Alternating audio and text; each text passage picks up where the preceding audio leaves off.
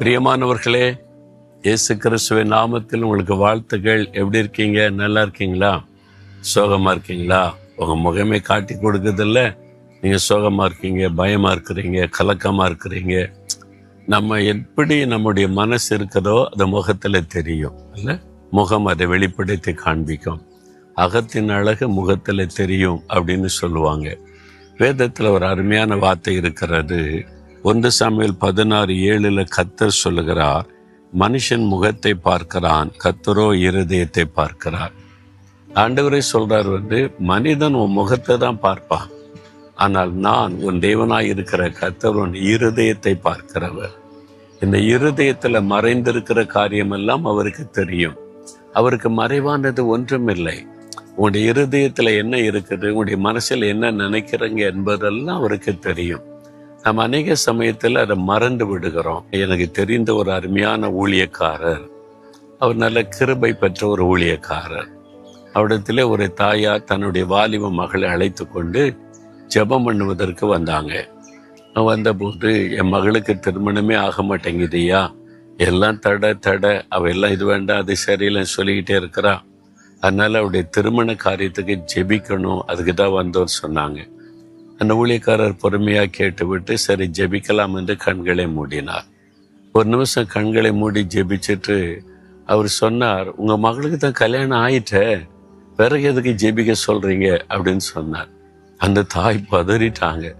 ஐயா இல்லையா, படித்து முடித்து வேலை செய்கிறாள், அவளுக்கு இன்னும் திருமணமே ஆகலை, நாங்கள் சில வருஷமாக பிரயாசப்பட்டுக்கிட்டு இருக்கோம், ஒன்றும் வாய்க்க மாட்டேங்குது, இவ்வளோ ஒன்றும் ஒத்து போக மாட்டேங்கிறா அப்படி தான் சொன்னாங்க. இல்லைம்மா, ஆண்டவர் சொல்லுகிறார் உங்கள் மகளுக்கு கல்யாணம் ஆயிற்று. அவங்க என்ன பதறிட்டாங்க. என்னையா இப்படி சொல்கிறீங்க? என் மகளுக்கு திருமணம் ஆகலை, எப்படி திருமணம் ஆயிட்டுன்னு சொல்கிறீங்க?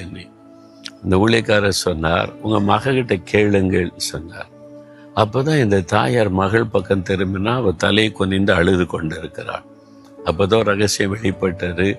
வீட்டுக்கே தெரியாமல் அவள் ஒரு மனுஷனை ரெஜிஸ்டர் மேரேஜ் பண்ணி அவனோடு வாழ்ந்து கொண்டு இருக்கிறாள்.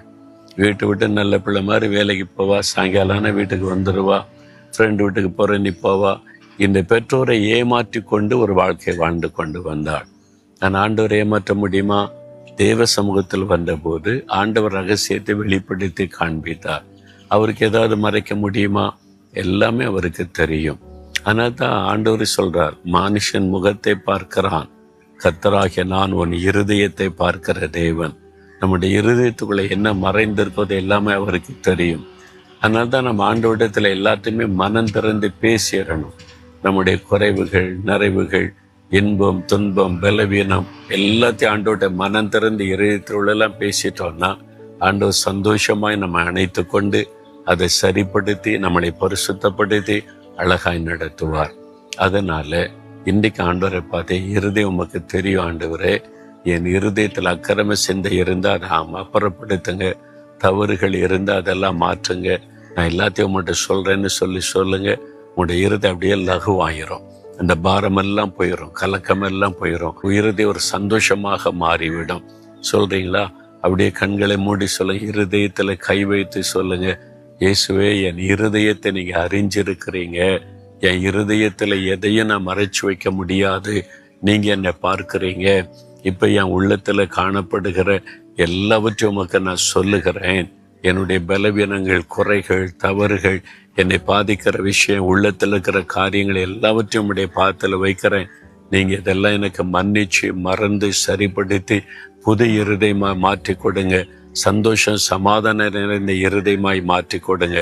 இயேசுவின் நாமத்தில் ஜெபிக்கிறேன். ஆமென்.